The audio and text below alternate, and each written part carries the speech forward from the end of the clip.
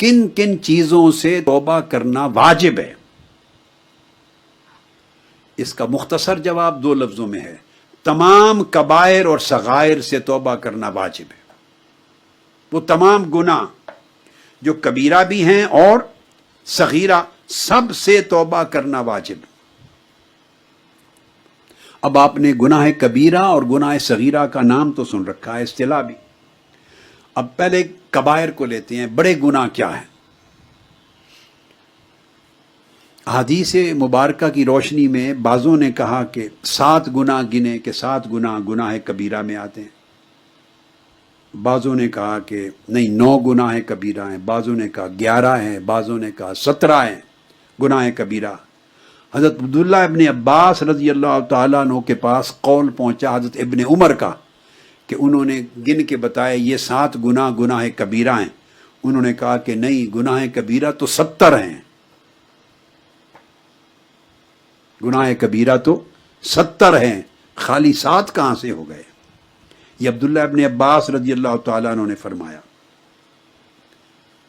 الغرض کسی نے کہہ دیا کہ 700 گناہ گناہ کبیرہ ہے۔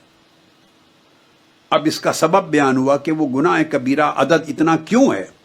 اس کی تعریف حضور سیدنا غوث العظم رضی اللہ تعالیٰ عنہ نے فرمایا کہ حضرت عبداللہ ابن عباس کہا کرتے تھے کل ما نہى اللہ عنہ فہو کبیر، ہر وہ چیز جس سے اللہ رب العزت نے منع کیا ہے وہ گناہ کبیرہ ہے۔ ہر وہ چیز، ہر وہ عمل، ہر وہ فعل جس سے اللہ نے منع کیا ہے وہی کبیر ہے، وہ گناہ کبیرہ ہے۔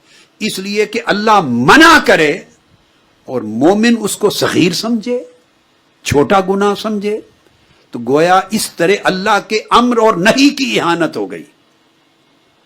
اس لیے عرفاء اور اولیاء اور اہل اللہ اور صالحین یہ کہتے ہیں یہ تعین اپنی جگہ بجا، مگر جس نے اللہ کی طرف جانا اور اللہ کی قربت کو پانا ہے اسے سمجھ لینا چاہیے کہ ہر وہ چیز جس سے اللہ نے منع کر دیا وہ کبیرہ ہے، ہر وہ چیز جس سے اللہ ناراض ہوتا ہے وہ کبیرہ ہے، ہر وہ چیز جو اللہ سے دور لے جاتی ہے وہ کبیرہ ہے، ہر وہ چیز جو اللہ کے غضب کا باعث بنتی ہے وہ کبیرہ ہے۔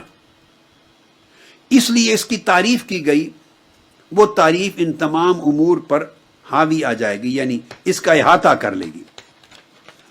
تعبیر یہ ہے کہ ہر وہ گناہ جس پر حد مقرر کی گئی ہے، میں 4 تعریفیں دیتا ہوں، 4 تعریفیں ملائیں گے تو گناہ کبیرہ کا پورا مفہوم کلیئر ہو جائے گا۔ اس میں سے ایک قسم جس پر حد مقرر کی گئی، سزا، وہ بھی گناہ کبیرہ ہے۔ دوسری شکل، ہر وہ عمل، وہ گناہ یا فعل جس پر اللہ رب العزت نے کسی قسم کی آخرت کی سزا کی وعید سنائی ہے، دوزخ کی وعید سنائی گئی ہے، یا اپنے غضب کی وعید سنائی ہے، یا کسی بھی شکل میں اخروی زندگی کے عذاب کی اور سزا کی وعید سنائی ہے، وہ گناہ کبیرہ بن جاتی۔ ایک ہے حد جو عدالت نافذ کرتی ہے، ریاست نافذ کرتی ہے، باقاعدہ پنشمنٹ آپ کی ایگزیکیوٹ ہوتی ہے۔ ایک وہ جس پر اس طرح کی حد مقرر نہیں، اخروی سزا کا ذکر ہے، آخرت کی سزا کا، عذاب کا، وہ گناہ کبیرہ ہے۔ اس میں مثلا سود کھانا، اس کے لیے وہ حد نہیں ہے جیسے خاص جرائم کے اوپر حد مقرر ہوتی، مگر یہ گناہ کبیرہ ہے، چونکہ اس حد سے بڑی حد مقرر کی گئی ہے دوزخ کی، اس کو دوزخ کی سزا دی۔ یتیم کا مال کھانا، اس کے لیے وہ جو عدالت جو نافذ کرتی ہے، وہ یا لاء میں جو لکھا ہوتا ہے کہ یہ اس کی کوانٹم آف پنشمنٹ ہے، وہ نہیں ہے، مگر اس سے بڑھ کر ہے، چونکہ دوزخ کا عذاب دنیا کے عذاب سے زیادہ سخت ہے۔ یہ گناہ کبیرہ ہے۔ قطع رحمی، خونی رشتے کو کاٹنا، اس کی حق تلفی کرنا گناہ کبیرہ ہے۔ عقوق والدین، وہ اس طرح کی سزا نہیں جیسے چوری پر، ڈاکے پر، شراب پر، قتل پر، بدکاری پر حدیں مقرر کی گئی ہیں، مگر ان سے بڑی حد ہے قیامت کے دن آخرت میں عذاب آخرت کی, جہنم کی, حقوق والدین, والدین کی نافرمانی, یہ گناہ کبیرہ ہے. جادوگری گناہ کبیرہ ہے, چغلی گناہ کبیرہ ہے, جھوٹی گواہی دینا, یہ سارے امر یہ گناہ کبیرہ ہے. اس کے بعد تیسری وہ ہے ہر وہ چیز جس پر کتاب یا سنت, قرآن یا حدیث میں جس چیز کو حرام ٹھہرایا گیا ہو, کوئی فعل جس کو حرام ٹھہرایا گیا, اس پر حد کا ذکر آیا ہے یا نہیں, وہ گناہ کبیرہ ہے. اور چوتھی قسم ہر وہ چیز جس پر اللہ رب العزت کی بارگاہ سے لعنت یا غضب وارد کیا گیا ہے. قرآن اور حدیث میں کئی چیزوں پہ اللہ کی لعنت ہو, ایسے کرنے والے پر اللہ کی لعنت ہو, ایسے کرنے والے پر اللہ کی لعنت ہو, اس پر اللہ کا غضب ہو. جہاں اللہ کا غضب اور لعنت کی گئی ہے, یہ نام دو لفظ آئے ہیں, وہ سب گناہ کبیرہ ہو جاتے ہیں. جب آپ اس کو دیکھتے ہیں تو پھر گناہ کبیرہ کا پورا تصور واضح ہو جاتا ہے. تو گناہ کبیرہ کی ان حدود میں صاف ظاہر ہے انسانی جان کا قتل کرنا بھی ہے, بدکاری بھی ہے, جھوٹی گواہی دینا بھی ہے, رمضان کا روزہ چھوڑنا بھی ہے, جھوٹی قسم کھانا بھی ہے, قطع رحم بھی ہے, والدین کی نافرمانی بھی ہے, صلاحیت اور طاقت ہونے کے باوجود دشمن سے پیٹھ پھیر کے بھاگ جانا, یہ بھی گناہ کبیرہ ہے.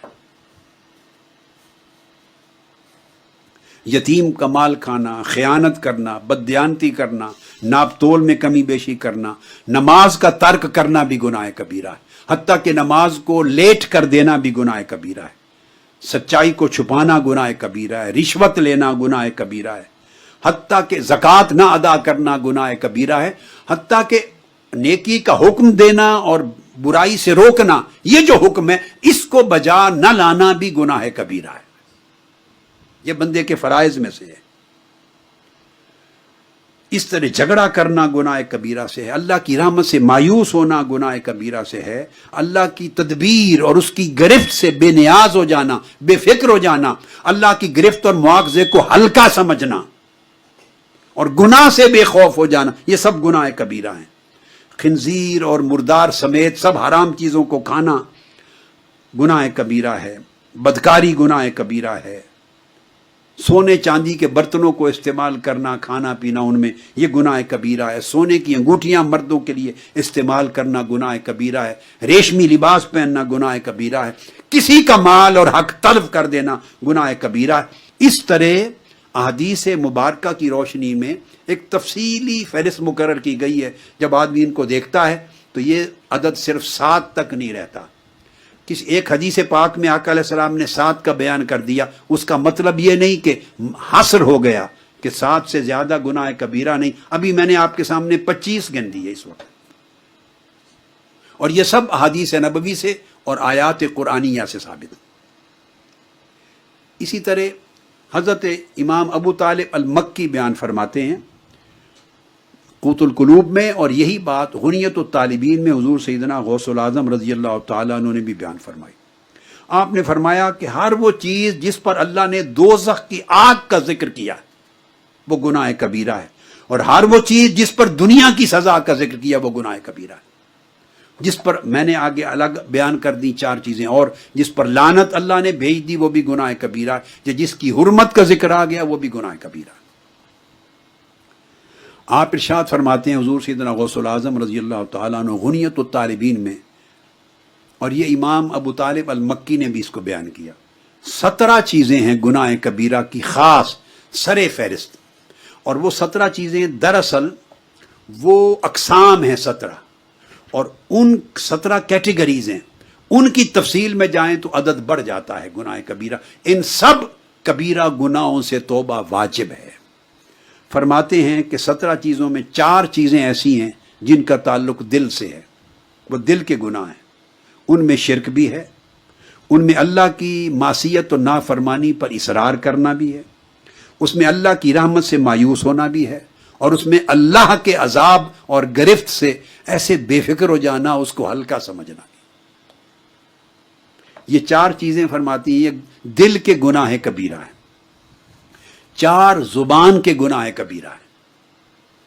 زبان کے جھوٹی گواہی دینا, کسی پاک باز بندے یا خاتون پر الزام تہمت لگانا، جھوٹی قسم کھانا جس سے سچ باطل ثابت ہو جائے اور باطل سچ ثابت کر دیا جائے، یا کسی کا مال لوٹ لیا جائے، یا کسی کے حق کے خلاف کوئی چیز اسٹیبلش کر دی جائے، یہ ایسی قسم ساری یہ بھی گناہ کبیرہ میں، اور جادو بھی گناہ کبیرہ میں۔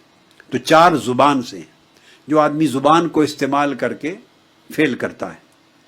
3 گناہ ہیں پیٹ کے، گناہ کبیرہ، اس میں فرمایا شراب یا شراب جیسی اور حرام چیزیں کھانا پینا، اس طرح یتامہ کے، مساکین کے، ان کے مال اور حقوق کو کھانا، حق تلف کرنا، اس طرح سود یا سود کی طرح کی اور حرام جو مال و دولت ہے ناجائز طریقے سے کمایا گیا وہ کھانا۔